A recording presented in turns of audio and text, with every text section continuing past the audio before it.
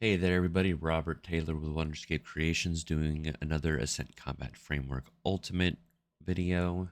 This one is things that we are adding on top of the ACFU system.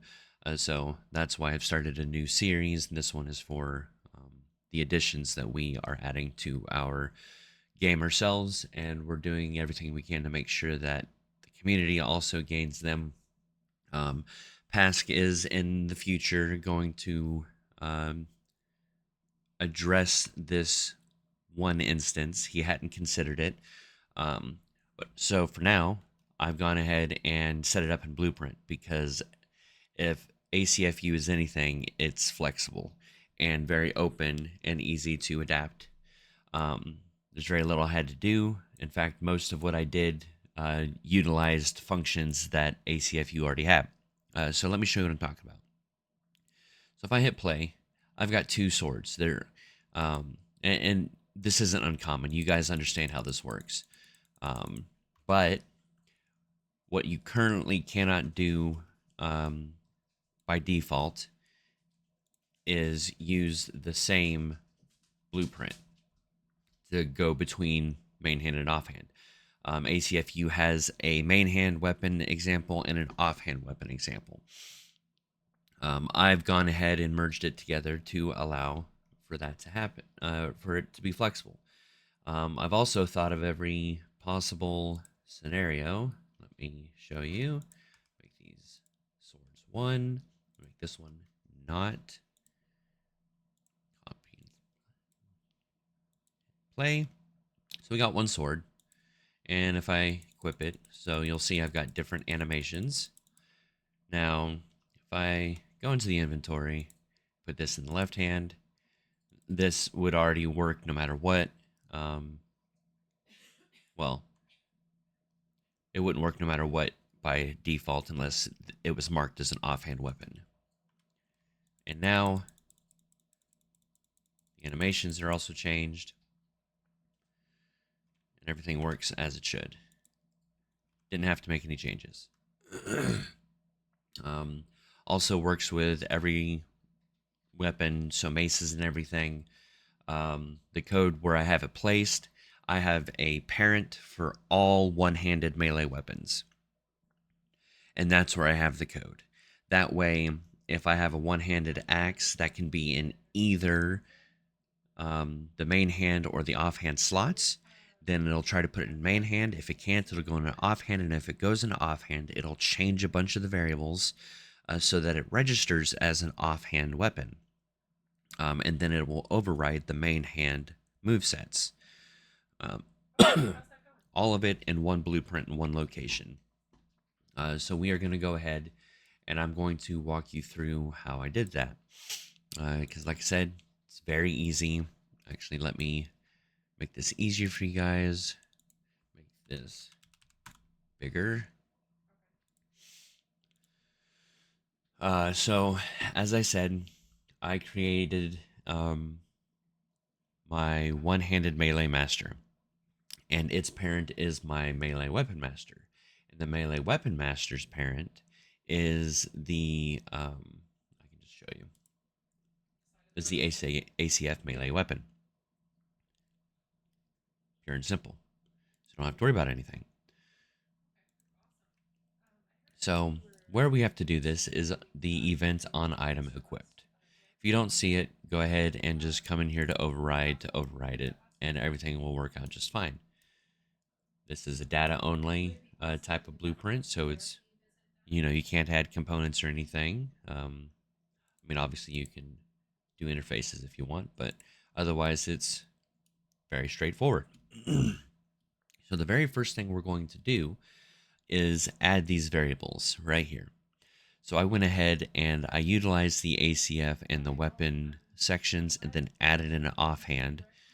You can see the types right here. We have e-handle type, name, transform, gameplay tag. Once you compile, I changed this to offhand handle type, and I named it off, and I chose the offhand weapon. I defaulted to where the left-handed weapon currently goes for both the sword, for the offhand sword, for the back and the hand. Um, that way, if they're the same place, you don't have to make any changes, and most of them will be in the same place anyways. And then offhand attachment offset, just in case it's needed. For me and my team, we're not going to need it. I've gone through all of our weapons and moved the pivot points to the exact same general locations. That way, when we equip, nothing should need to be changed. But I'd rather have it not need it. And then our move sets, and I have their default set to move set. That way we easily get to it. We don't have to start all the way up here at the top and go looking for move set. Now once you have those set, go ahead and hit the class defaults here. I don't know why they're all, there we go.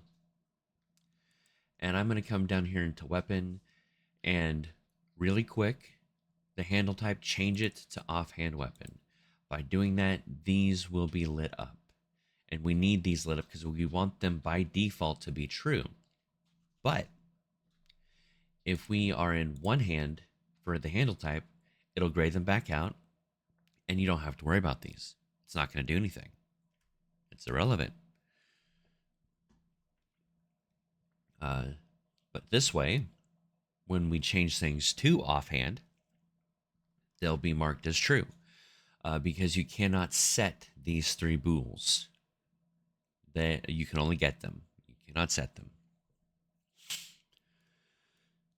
Now, once we've done those two things, now it's time to do the things we need to do. The first thing we're going to do is we need to get the equipment component. And you can just simply get item owner. The target is ACF item. Get component, and it's the ACF equipment component. First, we want to make sure it's valid. In our case, it's always going to be valid. Well, in most cases, it will always be valid. We have it set this way for if someone in the team forgets, to make sure that this component is there for this for these weapons, because it's kind of important and necessary. And then we set the equipment component so that we have a reference to it. If it's not valid, we just automatically finish with the parent on item equipped, and we delay until next tick. Gives a nice clean, sure, that means it takes 2 frames instead of 1, but then we don't run into any issues. Everything's referenced, everything's good. The next thing we want to do is check if weapon is in the offhand, because if it's not in the offhand, we don't want to do anything. We just want to end it. But to check to see if it is, we need to get the equipment component, pull out, get equipment item slot, and then from the item slot, pull that out to make literal gameplay tag. And we're looking for the left-hand weapon, because that's the one we want specifically. We don't need any other ones, so we just look for that one. We then break the equipment slot. I have the item slot as the only one marked true, and we confirm that it is equal to the literal gameplay tag. If true, if false, obviously end. If true, we want to store the out slot item. The next thing we want to do is we now need to make sure that the weapon is the same as self. And well, not and same weapon type. I realized that was redundant. ACFU already takes care of the other instances that I was going to start working on. So we want to see if it's the exact same type. So this is what I was talking about.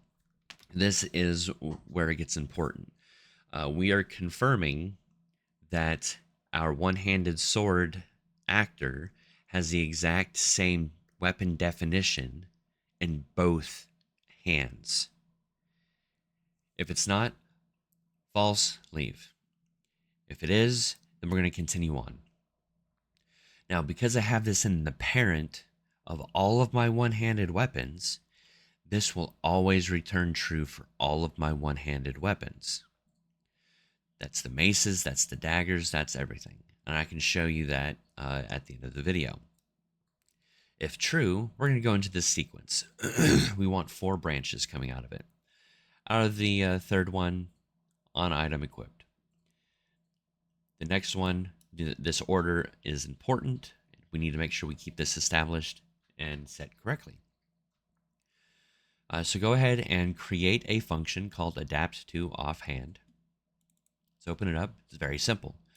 We're going to get the handle type has a set function. So we're going to go ahead and do set handle type. And we're going to apply, insert the offhand handle type into the new type. For the rest of them, we just need to pull out the setters of the normal non-offhand versions of the on-body socket name, in-hand socket name, attachment offset, moveset overlay, and moveset actions. For us, that's all we need to change. If you're wanting things to be even more different, then you can obviously create more offhand variables and change them this way. It's completely totally up to you. But then we will do the getters of the offhand versions of the normal ones that we just got the setters for. The next thing we're going to work on is set moveset to player correctly function. If we open it up, we're going to get the equipment component. We're going to get the current main weapon.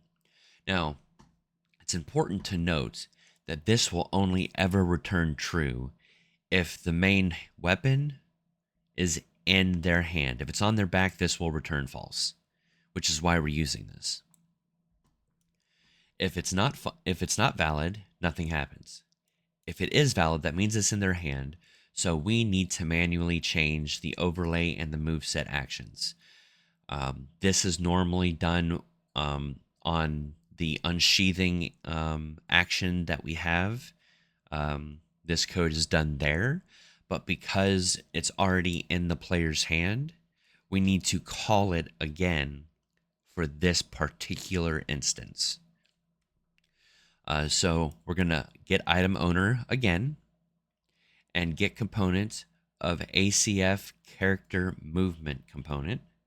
Pull out of there to set current overlay, and we'll apply the moveset overlay. Remember, in the last function, we changed the moveset overlay based off of the offhand moveset overlay. So we can just use this one.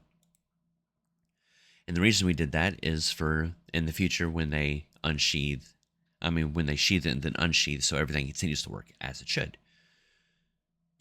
Excuse me. Next, we need to get another component by class of ACF ability component. And we'll pull out of there to set moveset actions. And again, we will set the moveset action tag right here. Then finally, the final function, set correct attach mode. By default, when we set this up, it attaches it before it does anything else, from what I understand. So when we change everything in the adapt to offhand, it's correct on the asset, on the weapon itself, but the system doesn't realize that it's now on the wrong socket because it placed it where it should. So if you were to then unsheath and then resheath, it would then place it onto the correct back socket. Same goes for when equipping it. When equipping it, once you equip it, it's going to be on the correct socket automatically because you changed it. And when you go to equip it, it now checks and okay, it goes on the left hand, so let's equip it. Again, we're making sure that the current weapon, main weapon, is valid. If it isn't, just refresh the equipment component's equipment. It'll place it on the correct socket for us. If it is valid, equip that offhand weapon. That's it. That's all you need. Simple as that. As I said, Pask is intending on making this a default option in the future. No indication of when, which is fine, because as you can see in Blueprint, it works without an issue. So if I go to my mace, because I set it up on the mace just to make sure it worked, file and save. Oh, and I'll go ahead and have it auto-equip.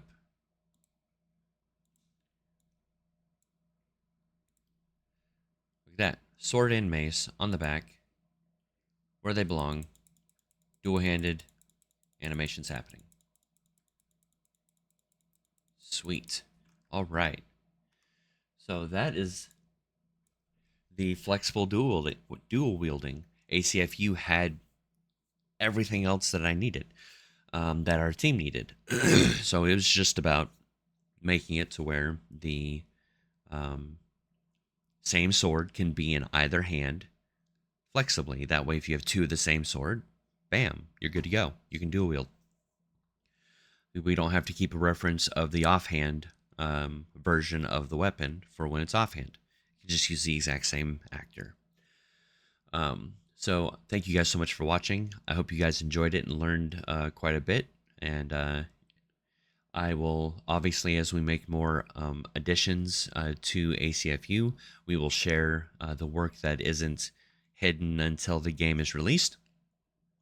After the game's released, obviously, we'll add more videos showing how we did certain things utilizing ACFU.